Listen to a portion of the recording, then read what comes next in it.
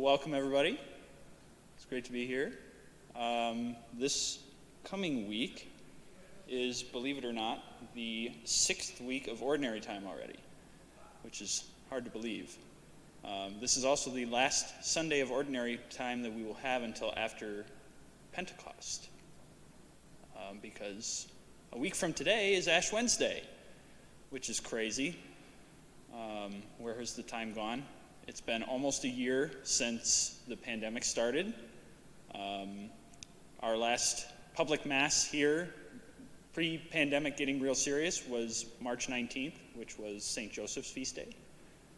A lot of things have happened since then, and here we are. So, our second reading this coming Sunday is from St. Paul's first letter to the Corinthians. And it's a pretty, it's got a lot in it. It's very short. It's like 4 verses, I think. I'm just guessing because it's between 2 different chapters.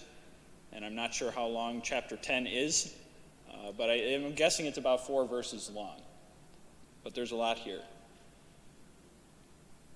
Brothers and sisters, whether you eat or drink or whatever you do everything for the glory of God. Avoid giving offense, whether to the Jews or Greeks or the church of God, just as I try to please everyone in every way, not seeking my own benefit, but that of the many, that they may be saved. Be imitators of me as I am of Christ. Raise your hand if you've ever seen or heard that last line before. I know I have. Be imitators of me as I am of Christ. It's easy to say that, but what does that mean for us? Well, it's pretty clearly laid out right before that. Do everything for the glory of God. Avoid giving offense to Jews, Greeks, or the church of God, or in our case, anybody. And try to please everyone in every way, not for your own benefit. Those are 3 things that Jesus did. He gave glory to God. He said that many times, even in the Gospels. Father, I give you praise, for you've revealed these things to the little ones, to the children. He gives him glory. He doesn't give offense. The most clear and obvious sign of that is when he's in front of Pilate and he's being accused. He could easily have a very human reaction there and be like, what do you mean? You guys are accusing me of all this stuff and I had nothing to do, I didn't do any of that. But he didn't. He didn't give offense. And he tried to please everyone in what way was proper for that time.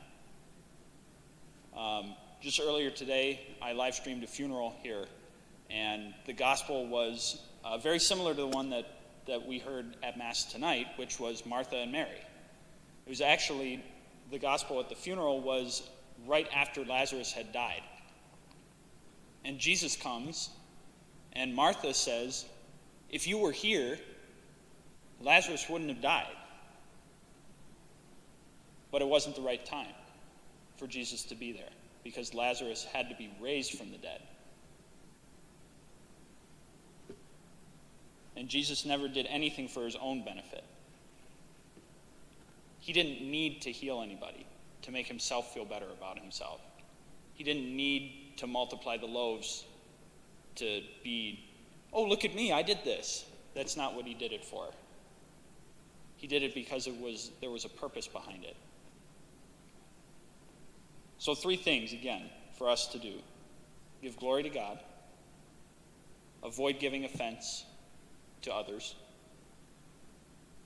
And try to please everyone, not for your own benefit. Don't do things for people expecting to get something back. Do it because it's good to do things for other people. And be imitators. Imitators of each other, as the other person is of Christ. Be imitators of St. Paul as he is of Christ.